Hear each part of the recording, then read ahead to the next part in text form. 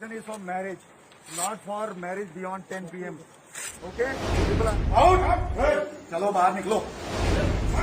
आज इस वीडियो में आपको दिखाने वाला हूँ किस तरीके से हमारे देश के बड़े बड़े IAS IPS अपने आप को कलेक्टर या बड़ा अधिकारी बोलने वाले ये लोग उस समय पे के बाप नेता लोग बड़ी बड़ी रैलियाँ कर रहे होते हैं, लोगों की भीड़ में मजूम में जो है घुस के बिना मास्क घूम रहे होते हैं। उस टाइम ये बड़े बड़े अपने आप को समझने वाले अफसर मुँह पे टेप चिपका के हाथों में जो है रस्सी बांध के बेड़ी बांध के नेताओं के तलवे चाट रहे होते हैं। लेकिन जब महामारी का रूप फैल जाता है, जब पूरे देश भर में लॉकडाउन का ऐलान हो चुका है, ऑक्सीजन की कमियां पड़ रही हैं, लोग मर रहे हैं, बेड नहीं है, जब परेशानियों से जनता जूझ रही है, उस समय पे ये लोग निकलते हैं अपनी बहादुरी दिखाने के लिए।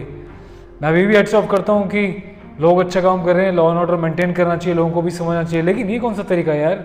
किसी की ज़िंदगी में शादी का अवसर है, कितना स्पेशल ओकेजन होता है जिसको ज़िंदगी भर वो याद रखता है, पर ये जो भी है ये भूल के अपनी मर्यादा, अपनी औकात, और दूल्हे को थप्पड़ मार रहा है, पंडित को थप्पड़ मार रहा है, दुल्हन को घसीट रहा है। तो मतलब यार कैसे लोग हैं यार हमारे हिंदुस्तान में, हमारे देश में?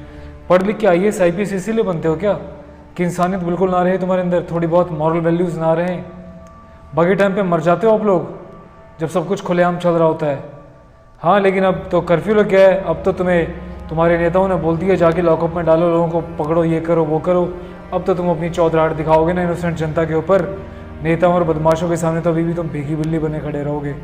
इस वीडियो क्लिप को देखिएगा यार, और क्या बोलूँगा अपनी कमेंट में अपनी राय दीजिएगा। देखिएगा पूरी क्लिप को। Thank you. लॉकअप में लेके जाइए। Permission is for marriage.